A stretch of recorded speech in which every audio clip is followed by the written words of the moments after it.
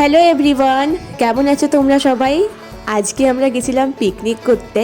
ঘুম থেকে তো উঠে পড়েছিলাম 6:30টার দিকে, যেহেতু শীতকাল তার জন্য একটু দেরি করে বাড়ি থেকে বেরিয়েছিলাম। এই পিকনিক প্ল্যানটা আমাদের অনেকবার ক্যান্সেল হয়েছে, ফাইনালি আজকে আমরা সবাই মিলে গেলাম পিকনিক করতে।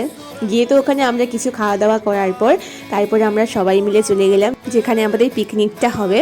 তো গিয়ে এখানে রান্না হচ্ছে, তারপর আমরা সবাই মিলে হাতে হাতে কাজবাজগুলো সব করে নিচ্ছি। এখন আলু ভাজা হচ্ছে, তারপর এখানে চিকেনের মশলাটা কষানো হচ্ছে। রান্না বান্না হয়ে যাওয়ার পর তারপর আমরা সবাই মিলে গেছিলাম আর একটু নদী ধারে একটু ভিডিও বানাতে, ফটো তুলতে সবাই মিলে গেছিলাম। তারপর এসে আবার একটু আমরা নাচানাচি করলাম।